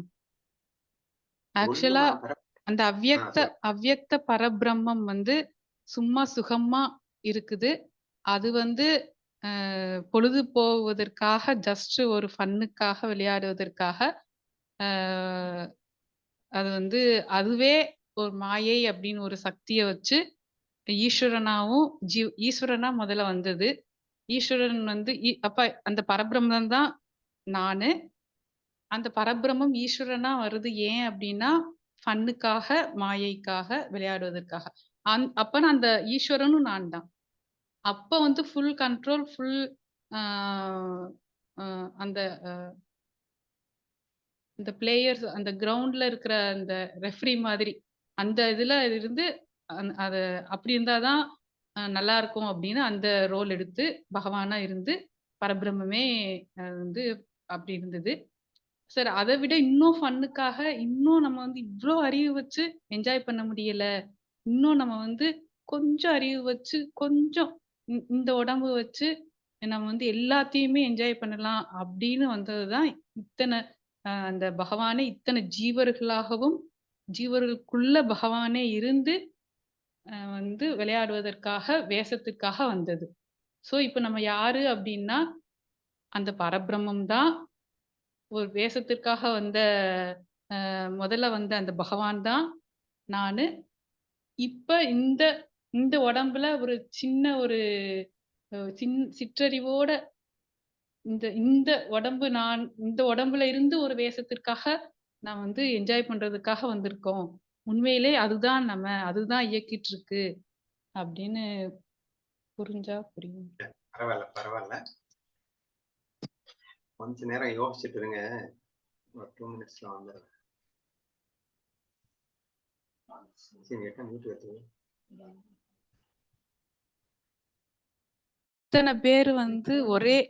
இத்தனை பேர் ஒரே மாதிரியா சாப்பிடுறோம் அப்படின்னா எல்லாருமே எல்லா வித உணவு சாப்பிட்டுட்டு இருக்கோம்.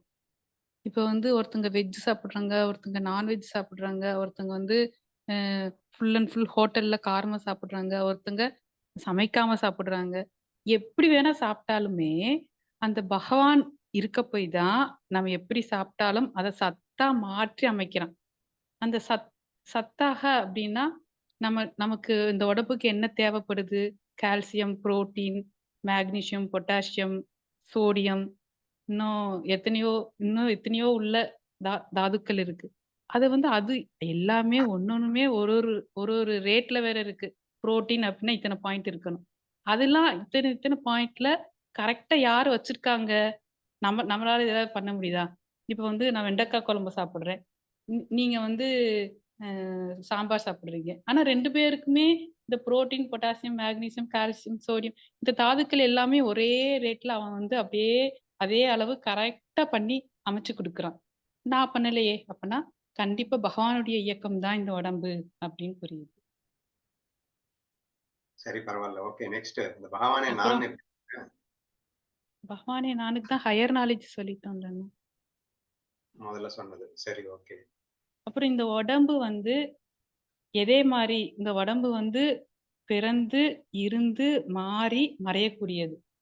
ஆனா எப்பவுமே நான் வந்து நான் செத்து போயிருவேன் அப்படின்னு நினைச்சதே இல்லை. ஏன்னா உள்ள இருக்கிற ஆத்மா தான் நான் அப்படின்னு எங்கேயோ ஒரு ஓரத்துல அந்த நினைக்கிறதால தான் நான் எப்பயுமே சாக மாட்டேன், எப்பயுமே நான் இருப்பேன் அப்படின்னு ஒரு ஒரு ஃபீல் இருக்கிறதால ஸோ இந்த உடம்பு வந்து நான் இல்லை. எப்படின்னா இப்போ வந்து இந்த உடம்பு எப்படி அப்படின்னா ஒரு ஒரு புதுசா ஒரு லாரி வாங்குறோம் அப்படின்னா நல்லா ஓடும் 1 வருஷம். அதுக்கப்புறம் டயர் தேயும். அப்புறம் ஏதோ ஒரு பார்ட் வந்து டேமேஜ் ஆகும். அப்புறம் ஒரு காவாசி டேமேஜ் ஆகும், அப்புறம் பாதி டேமேஜ் ஆகும், அப்புறம் லாரியே ஓட்ட முடியாது, ஃபுல்லா டேமேஜ் ஆயிடும். பழைய இதுக்கு நம்ம வந்து பழைய இரும்புக்கு தான் விற்க முடியும். ஸோ அதே மாதிரி தான் உடம்பு இருக்கு. முதல்ல அந்த அந்த டீனேஜ்ல நல்லா இயங்குது. அதுக்கப்புறம் கொஞ்சம் கொஞ்சமா தேயுது, மாறுது, தேயுது. அ அதுக்கப்புறம் கொஞ்ச நேரம் கழிச்சு அப்படியே மறைஞ்சிருது. ஸோ இது வந்து ஆனா நான் வந்து எப்பயுமே நான் சாகுறேன்னு அந்த நினைப்பு கூட வர்றதில்ல. ஏன்னா, நான் வந்து ஆத்மா, ஆனந்த சொரூபம் அப்படின்னு எப்பயுமே நான் இருக்கிறேன் அப்படின்னு நினைக்கிறதால. அப்படி சொல்றதை விட நீன்னு என்ன எதை நினைச்சுக்கிட்டு இருக்கியோ அது எங்க இருக்கு? ஏன் நீ பிறக்கிறதுக்கு முன்னாடி இருந்ததா? இல்ல நீ பிறந்ததுக்கு அப்புறம் தான் இருக்கா? மாறிட்டு இருக்குன்னு ஒத்துக்கிட்டே இல்ல. அப்போ அது இல்லவே இல்லைன்னு சொல்லலாம்ல. இன்னும் கொஞ்ச நாள் கழிச்சு இல்லாம போயிட போற. அப்போ இல்லாத ஒன்றை நான் என்று சொல்லிக் கொண்டிருப்பது போல் தெரிகிறது. உண்மையில் நீ எதை உடல், மனம் என்று சொல்லிக் கொண்டிருக்கிறாயோ, அதுவே நான் என்று சொல்லிக் கொண்டிருக்கிறாயோ, அந்த மாதிரி எதுவுமே இல்ல. இன்ஃபேக்ட் நீ பேசிட்டு இருக்கிறதும் வந்து இல்ல அப்படிங்கிற மாதிரி இருக்கு. எதுவுமே இல்லை அப்படிங்கிறப்போ, அத போயிட்டு நீன்னு எப்படி சொல்ல முடியும்? அப்படிங்கிற மாதிரி சொல்லலாம்னு நினைக்கிறேன். சரி பரவால்ல. வேற எப்படி சொல்லப் போற? அவ்வளவுதானா? என்ன இருக்குன்னா, இப்ப வந்து நம்ம சாப்பிடுற உணவு வந்து பகவான் வந்து 3ஆ பிரிக்கிறாரு. நம்ம எதுவுமே பண்ணல. ஒண்ணு வந்து உடம்புக்கு எனர்ஜியா குடுக்குறாரு. இன்னொன்னு வந்து மனசுக்கு எனர்ஜியா குடுக்குறாரு. இன்னொன்னு வந்து வேஸ்ட்டா, கழிவா அனுப்புறாரு. ஸோ இதெல்லாம் அவனுடைய இயக்கமா இருக்க போய் தான் இதெல்லாம் ஒழுங்கா, கரெக்ட்டா நடந்துட்டு இருக்கு. இத வந்து நான் பண்ணேன்னா, உடம்புக்கும், மனசுக்கும் அதிகமா எனர்ஜி குடுத்துட்டு, வேஸ்ட்டே இல்லாம ஏதோ மாத்தி மாத்தி பண்ணிட்டு இருப்போம். அவனுடைய இயக்கம் இந்த உடம்பு, நான் பண்ணல அப்படின்னு இந்த பாயிண்ட் மூலியமும் புரியுது. அப்புறம் நிஜமாவே உடம்பு நானா இருந்தா, உடம்புல இருந்து தனியா வந்து நான் சாட்சியா பார்க்க முடியாது. உடம்பு தான் நான் அப்டின்னா, எப்பவுமே உடம்பு நானா தான் இருக்க முடியுமே தவிர, அந்த உடம்புல இருந்து நான் தனியா வந்து இப்ப வந்து தியானத்துல வந்து நம்ம வந்து ஒவ்வொரு பார்ட்டுமே தனியா இருந்து வாட்ச் பண்ணுவோம். அந்த எண்ணங்கள வாட்ச் பண்றோம். அந்த சாட்சியாவே இருக்க முடியாது. நம்ம வந்து உண்மையிலேயே நம்ம சாட்சியா இருக்க போய் தான், நம்ம வந்து அப்டி தனியா பார்க்க முடியுது. இது இது வந்து நம்ம நம்ப முடியலையே அப்டின்னா, வேற வேதம், உபனிஷத்து, மகான்கள், பெரியவங்க, பகவான் எல்லாருமே இத தான் சொல்றாங்க. நம்ம நம்பி தான் ஆகணும் அப்படின்னு எடுத்துக்கலாம். அப்புறம் இந்த உடம்பு வந்து பெரியண்ணா சொல்லுவாங்க, ரொம்ப துக்ககரம் அப்படின்னு சொல்லிருவாங்க. அ கொஞ்சம் கொஞ்சம் கூடா போட்டா வயித்து வலி வந்துரும். போடாம இருந்தா இன்னும் கேட்கும். "நீ தானே கேட்ட" அப்படின்னு போட்டா ஏதாவது ஒண்ணு உடம்புக்கு ஆயிரும். ஸோ அதனால இந்த உடம்பு வந்து எப்பயுமே துக்கம் தான். ஆனா ஆனா நான் வந்து என்ன நினைக்கிறேன்னா, நான் எப்பயுமே ஆனந்தமா, சந்தோஷமா இருக்கணும்ங்கிற அந்த உணர்வோட இருக்கிறேன். அதுதான் உண்மையிலேயே நானு அப்படின்னு புரியுதுங்க. அவ்வளோதான். பரவால்ல, பரவால்ல. வேற ஷியாமளாமா ஏதாவது நிறைய பாயிண்ட்ஸ் வச்சிருக்கீங்களா? குறுக்க கேள்வி கேட்காம இருக்கேன். ஏதாவது பேசுங்க. அதான் இல்லன்னு சுதா சொன்ன அந்த லாஸ்ட் பாயிண்ட் தான் துக்ககரம்லயே இன்னொன்னு வரும்ல, கூட இருந்தே குழிப்பறிக்கும் துரோகி. ஆமா. அந்த இதையும் சொல்லிக்கிறேன். அப்புறம் வந்து யமனு எச்சில் செய்த உணவுன்னு ஒண்ணு வரும்ல, அதுதான் இந்த உடம்பு. அந்த பாயிண்ட் எல்லாம் வச்சு பார்த்தோம்னா, நான் உடம்பு இல்ல அப்படிங்கிறது நமக்கு நல்லா புரியும். சரி, ஓகே. தீபிகா, ஆ. வேற யாராவது சொல்ல விரும்புறீங்களாமா? உடல் நான் அல்ல என்று ப்ரூஃப் செய்ய முடியுமா? சரி, தீபிகா ஏதோ சொல்லப் போறாளாம். கேட்போம். ஆனா நான் ஃபர்ஸ்ட்ல இருந்து என்ன சொல்லி ப்ரூவ் பண்ண வந்தேன் அப்படின்னா, நான் இந்த உடல் என்றால் 5 வயதில் இருந்த உடல் நானா? 15 வயதில் இருந்த உடல் நானா? இல்லை 30 வயதில் இருக்கும் உடல் நானா? இத தெரிஞ்சாலே நம்ம வந்து எந்த உடல் நான் அப்படிங்கிற ஒரு ஐடென்டிபிகேஷன் இருக்கு இல்லையா? ஏன்னா உடம்புல இருக்கிற ஒவ்வொரு செல்கள் வந்து மாறிடுது. என்னோட ஆர்கன்ஸ் சின்ன வயசுல இருந்த வேலை பார்த்துட்டு இருந்த கிட்னி இப்ப இல்ல. அப்ப இருந்த ஹார்ட் இப்ப இல்ல. எல்லாமே வந்து சேஞ்ச் ஆயிட்டே இருக்கு. அப்படின்னா எந்த உடல் நான்? சரி, இது நான் என்றால் இது வந்து என்னோட கண்ட்ரோல்ல இருக்கணும். ஆனா எதுவுமே என்னோட கண்ட்ரோல்ல இல்ல. அது எல்லாமே தன்னோட இஷ்டத்துக்கு அது வேலை பார்த்துட்டு இருக்கு. அது என்ன நடக்குது அப்படிங்கிறது கூட எனக்கு தெரியல. வியாதி வந்துடுச்சு, காய்ச்சல்ல படுத்திருக்கேன், எழுந்துக்கணும்னு நினைக்கிறேன், எழுந்துக்க முடியல. என்னுடைய கண்ட்ரோல்ல இல்லாததை நான் எப்படி நான் என்று கூற முடியும் அப்படிங்கிறது. ஓகே. அப்படியே நான் அப்படின்னு இருந்தேன் அப்படின்னா, இந்த உடல் நான் அப்படின்னு இருந்தேன்னா, நான் என்பது தன்னை உணராததாக தான் இருக்க முடியும். ஆனால் நான் இதை உணர்ந்து கொண்டிருக்கிறேன். இப்போ நாக்கு தன் சுவையை உணராது. நாக்கு வந்து நான் அப்படிங்கிறதுல இருக்கு. நாக்கே நாக்கு நானாக இருக்கிறது. நாக்கு வந்து இப்ப ஸ்வீட்ட உணருது, காரத்தை உணருது, புளிப்ப உணருதுன்னா மற்றொன்றாக இருக்கும் போதுதான் அது உணர்கிறது. நான் என்னை உணர்கின்றேன் என்றாலே மற்றொன்றாக ஒன்றாக இருந்து கொண்டுதான் இதை நான் உணர்ந்து கொண்டிருக்கிறேன். புரியுதா அம்மா சொல்றது? நாக்கு நாக்கின் சுவை அறியாதது போலே. நீயே உடல்னா பின்ன இந்த உடலை நீ எப்படி அறிய முடியும்? இப்ப நீ வேறொன்றாக இருக்கின்றாய், ஆதலால் தான் இந்த உடல் என்பதை நீ அறிகின்றாய். என்னுடைய மனசு செயல்படுவது நீங்க சொன்னதுதாங்க. நீங்க என்ன சொன்னீங்கன்னா, என்னுடைய உடம்பு என்னுடைய பாடின்னு சொன்னீங்கன்னு சொன்னேன். எனக்கு புரியலன்னு சொன்னேன்.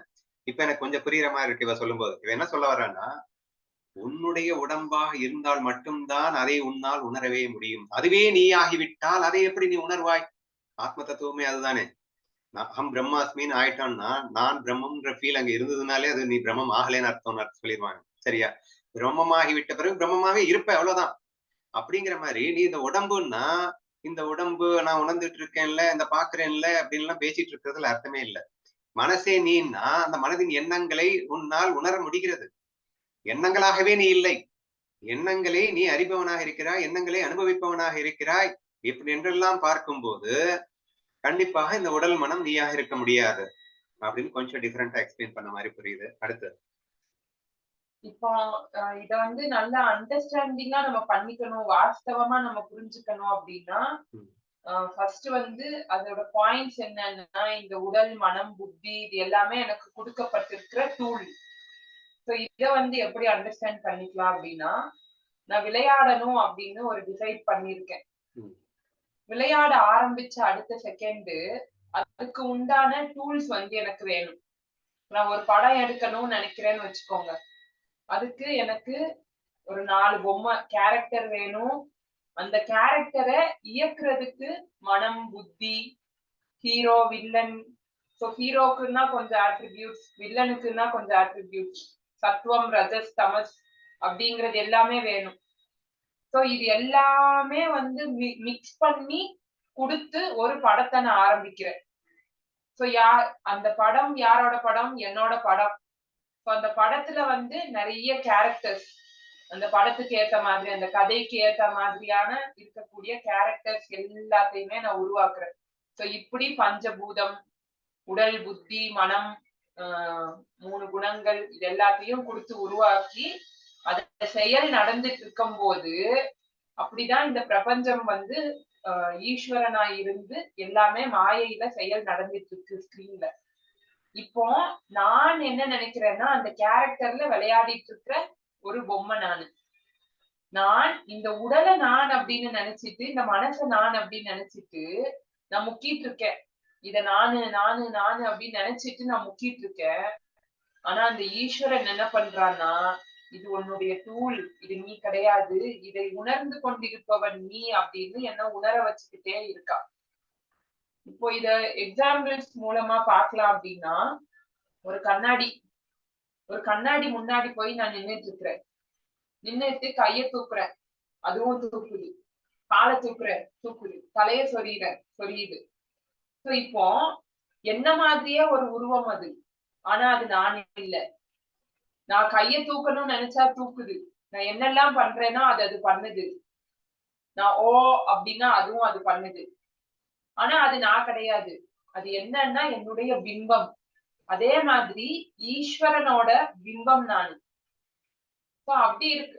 இத வந்து நான் உண்மை, அந்த பிம்பம் வந்து பொய். இந்த புரிதலை வச்சு நம்ம வந்து இதை அண்டர்ஸ்டாண்ட் பண்ணிக்கலாம் அப்படின்னு நினைக்கிறேன் நான். அடுத்தது மனசு என்னுடைய கண்ட்ரோல்ல இருக்கா அப்படின்னா கண்ட்ரோல்ல இல்ல. நான் நினைக்காததெல்லாம் ஓடிட்டு இருக்கு. கனவு வருது, நான் என்ன நினைச்சேன்னு எனக்கே தெரியாம தானா ஓடிட்டு இருக்கு.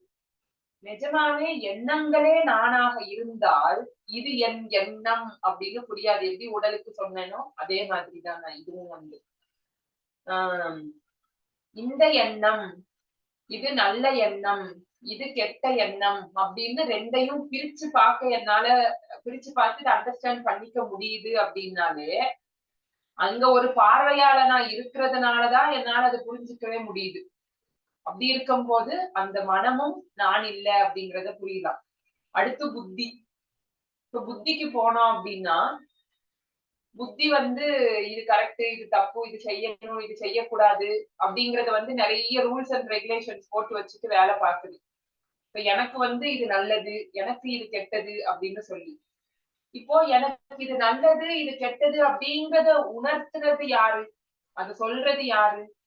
அது நான் இல்லை, ஆனா அதை உணர்றேன். அப்படின்னா அந்த உணர்வு அப்படிங்கிறதுதான் நானு. இதுக்கு நீங்க ஒரு எக்ஸாம்பிள் சொன்னீங்க, கைஜசன் பிராக்ஞன் அப்படின்னு சொல்லி. இப்போ தூங்கிட்டு இருக்கும் போது நான் தூங்குனேன் அப்படின்னு தெரிஞ்சவன், கனவுல இருக்கும் போது உடல் இல்ல, மனம் இல்ல, புத்தி எதுவுமே கிடையாது கனவுல, ஆனா ஒரு உடல் இயங்கிட்டு இருந்தது, நான் அங்க இருந்தேன், நான் இருந்தேன் அப்படின்னு உணர்ந்துட்டு இருக்கேன்.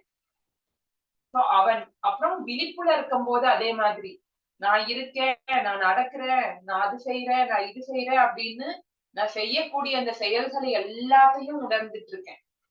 சோ கனவுல யார் இருந்தாங்க, நிஜத்துல யார் இருந்தாங்க, டீப் ஸ்லீப்ல யார் இருந்தாங்க, இந்த 3 பேரையுமே யார் உணர்ந்தாங்க, அவங்கதான் நானு. இப்படி நம்ம அண்டர்ஸ்டாண்ட் பண்ணிக்கிட்டோம்னா எல்லாமே டூல்ஸ், நான் இது கிடையாது அப்படிங்கறது நம்ம புரிஞ்சுக்கலாம் அப்படின்னு நான் நினைக்கிறேன். நல்லா இருந்ததே விளக்கம். புரிஞ்சதாமா? கடைசியா சொன்ன விளக்கம் புரிஞ்சதா?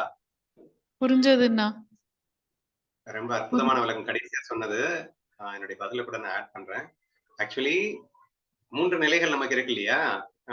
டீப் ஸ்லீப், ஆழ்ந்த உறக்கம், கனவு, நினைவு அப்படின்னு சொல்லிட்டு. நினைவு, அதாவது நினைவு உலகத்துல வந்துட்டு அந்த கனவு கண்ட எக்ஸ்பீரியன்ஸை பத்தி என்னால பேச முடியுது.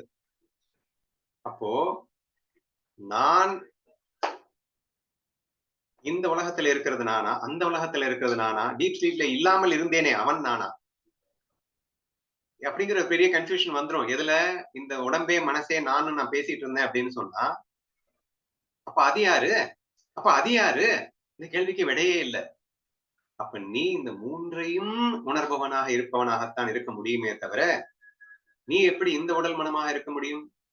இந்த உடல் மனமாக இருந்தா கனவுல வந்தது வேற யாராவா? இப்ப டீப் ஸ்லீப்ல இல்லாமல் இருந்தாயே அது யாரு?